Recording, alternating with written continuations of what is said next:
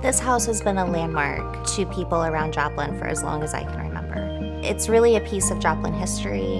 It shows how proud the community was to be living here and building houses like this. I grew up in the country, and driving by and seeing the tower, it was something out of a fairy tale. It's what you read about with the princesses in the tower, and it was like, oh, that has to be such a big deal. Someone important lives there, and they're doing really cool things, and maybe one day that I will be able to be a part of something like that. Whenever I got the call and found out it was this house, I was incredibly excited. And I come and look at the tower, and at that point, I have no idea what they're wanting us to do. David and I sat on the floor in here and just kind of daydreamed for about an hour. Coming in and turning it into what I thought it should be was just so special to me. And that feeling and that emotion is what I wanted to give everyone. I wanted to have other little girls walk in and be like, oh, this is something that's otherworldly and takes you to a dreamlike place, making everything just a little more grander than life.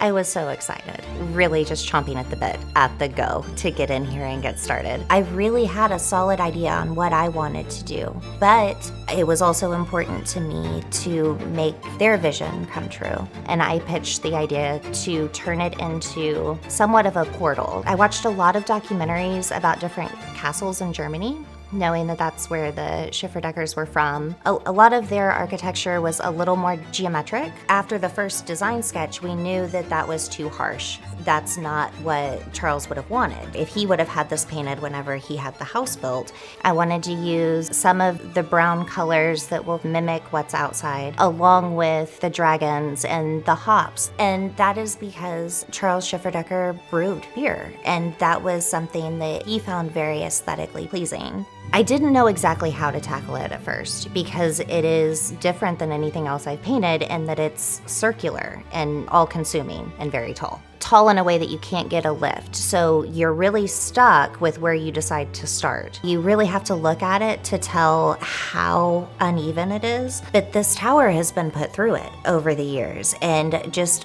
getting them to hold it together was a feat all in itself. From the ground to the very peak of the tower is 29 feet, and we had to figure out a way for me to make it all the way up there and be able to touch 360 all the way around. We had the height issue and the reach issue, and then we had the lighting issue.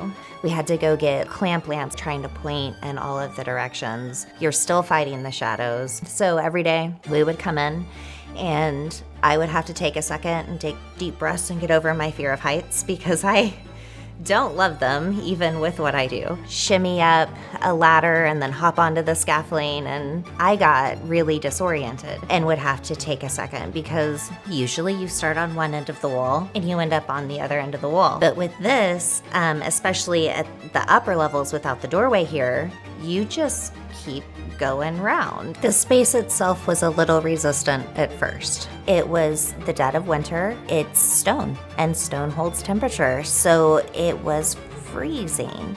And then quite literally froze, and just the time that it took for it to dry. And so that just drew it out longer than I had anticipated. The majority of the design is based on what it would have been painted originally in the late 1800s.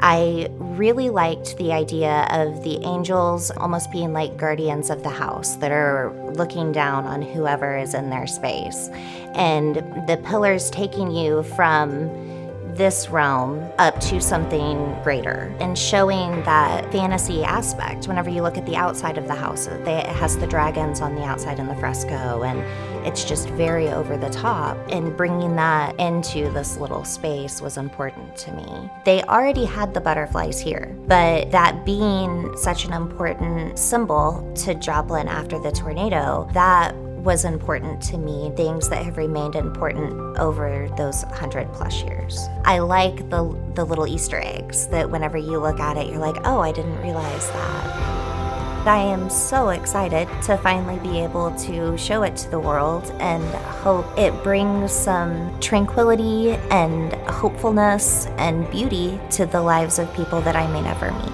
That's what artwork is for. It's okay to set all of that aside and just enjoy where you're at in the moment for a moment.